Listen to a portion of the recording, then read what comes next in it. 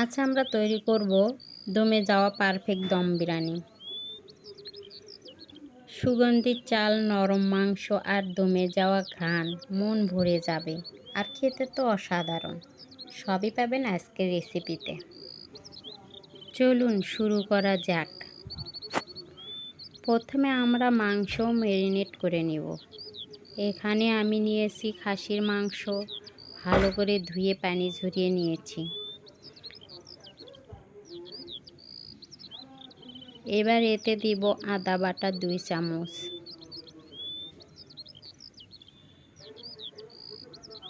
রসুন বাটা 2 চামচ,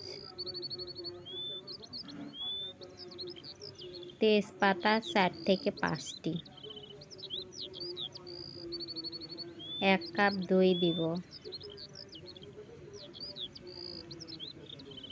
tomato sauce 3 table চামচ,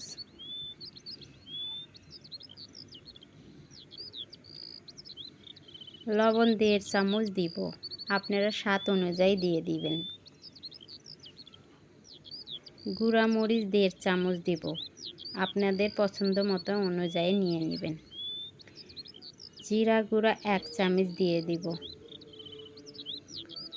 জয়িত্রী কিছুটা দিব, এতে বিরিয়ানির ফ্লেভার সুন্দর আসবে। কাবাব চিলি কয়েকটি দিয়ে দিব। আমার হাতে তৈরি বিরিয়ানি মশলা 2 টেবিল চামচ দিয়ে দিব। লবঙ্গ 4 থেকে 5টি দিয়ে দিব। দারচিনি কয়েকটি দিয়ে দিব। 1 চামচ শাহি জিরা, পোস্তদানা 1 চামচ, সিরকা 1 চামচ দিয়ে দিব। সাদা এলাচ 5 থেকে 7টি দিয়ে দিব। সয়াবিন তেল 1/2 কাপ দিব।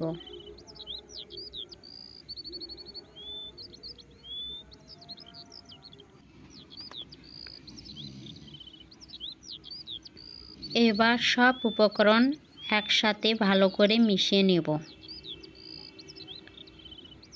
ভালোভাবে মিশিয়ে নেওয়ার পরে কমপক্ষে 6 ঘন্টা বা সারা রাত রেখে দিতে পারেন আপনারা ফ্রিজে ম্যারিনেট করতে। আপনাদের হাতে সময় কম থাকলে আধা ঘন্টা বা 1 ঘন্টাও রেখে দিতে পারেন।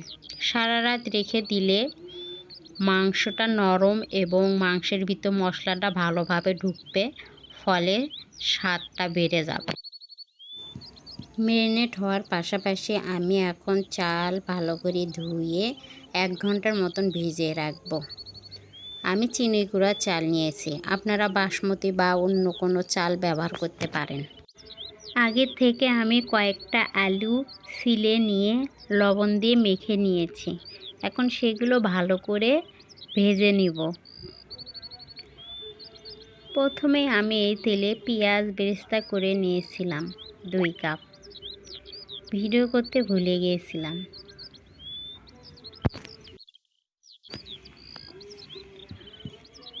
আলুগুলো এখন ব্রাউন কালার হয়ে গিয়েছে। আমি একটি পাত্রে তুলে নিব সবগুলো।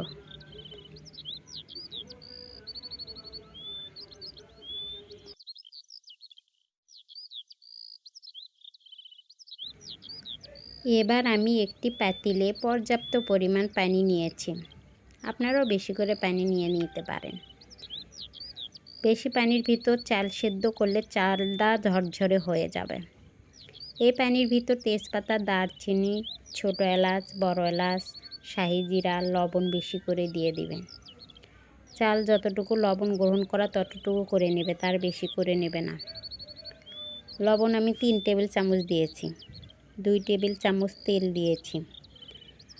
পানি ভালো করে গরম হয়ে আসলে এর ভিতর চাল ঝরে নিয়ে দিয়ে দিব। মাঝে মাঝে নেড়ে নেড়ে দেখে নেব। চালটা বেশি সেদ্ধ করবেন না, 70% বেশি সেদ্ধ করা যাবে না। আমি 4-5 মিনিট এভাবে রান্না করে নেব।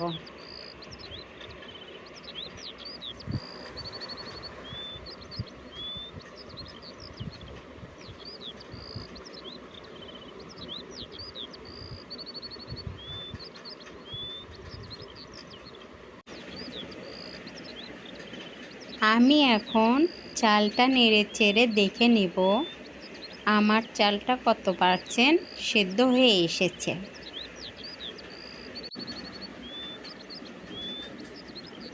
আমি এখন চালটা হাত দিয়ে টিপে দেখে নিব আমার চালটা কত পার্সেন্ট কুক হয়েছে।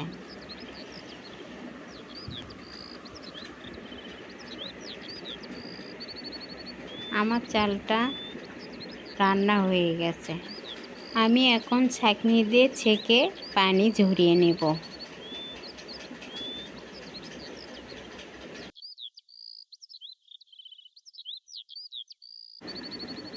আমি এখন ম্যারিনেট করা মাংস নেব।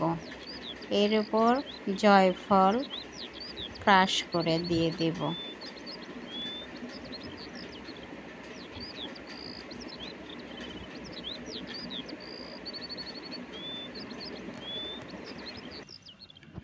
আগে থেকে ভেজে রাখা পেঁয়াজ বেরেস্তা মাংসের উপর সুন্দরভাবে ছড়িয়ে দেব। ভেজে রাখা আলুগুলি উপরে সুন্দর করে ছড়িয়ে দেব।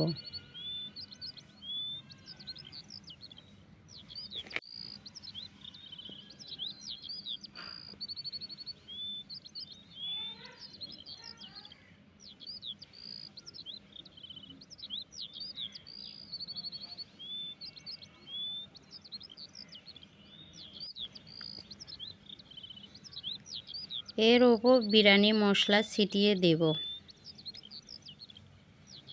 আবার কিছুটা পেঁয়াজ বেরেস্তা উপরে ছিটিয়ে দেব।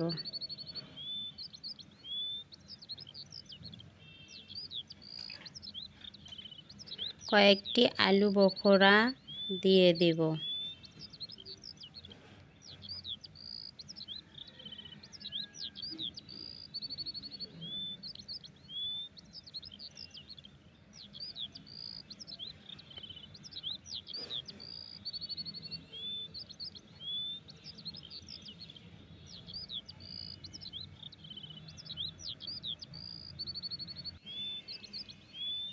পানি ঝরে নেওয়া সেদ্ধ চাল উপরে দিয়ে সমানভাবে ছড়িয়ে নেব।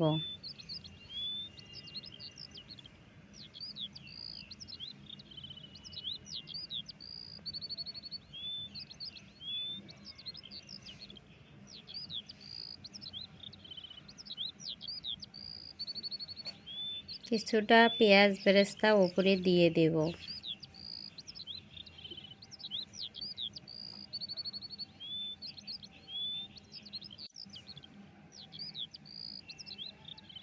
কয়েকটা আলু বখরা উপরে সাজিয়ে দেব। আগে থেকে 2 কাপ উষ্ণ গরম পানিতে 1/3 কাপ গুঁড়া দুধ গুলে রেখেছিলাম। এখন সেটি মাংসের ওপর ছিটিয়ে দেব।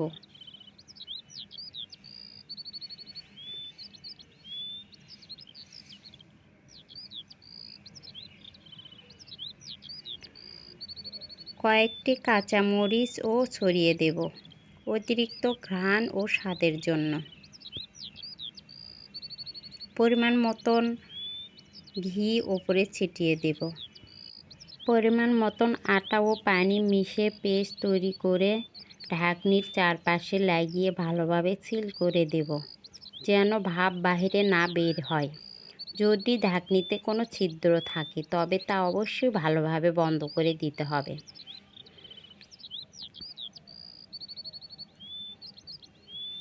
হাঁড়ি চুলায় বসিয়ে 5 মিনিটের মতন বেশি তাপে গরম করে নেব। মাঝে মাঝে হাঁড়ির ওপরে হাত দিয়ে দেখে নেব, যদি গরমে হাত রাখা না যায় তবে বুঝে নিতে হবে ভেতরে ভাপ ঠিকমতো তৈরি হয়েছে। এবার আঁচ একদম কমিয়ে দিয়ে হাঁড়িটা দমে রেখে দিব অন্তত 1 থেকে 1.5 ঘন্টা। 1 ঘন্টা পরে ফিরে আসব। 1 ঘন্টা হয়ে গিয়েছে। এখন আমি হাঁড়ির মুখটা খুলে নেব।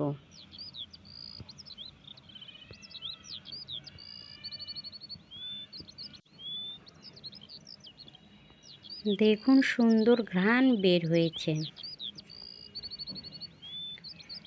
আমি এবার তুলে দেখব কী রকম হয়েছে।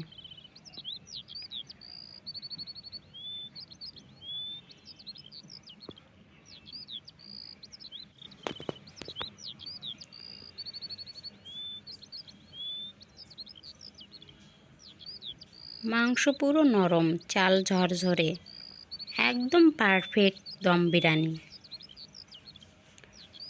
আপনারা অবশ্যই বাড়িতে একবার ট্রাই করে দেখবেন। ভালো লাগলে লাইক, কমেন্ট আর শেয়ার করতে ভুলবেন না। ধন্যবাদ সবাইকে। আবার দেখা হবে নতুন কোনো রেসিপি নিয়ে। ততদিনে ভালো থাকুন, সুস্থ থাকুন। আল্লাহ হাফেজ।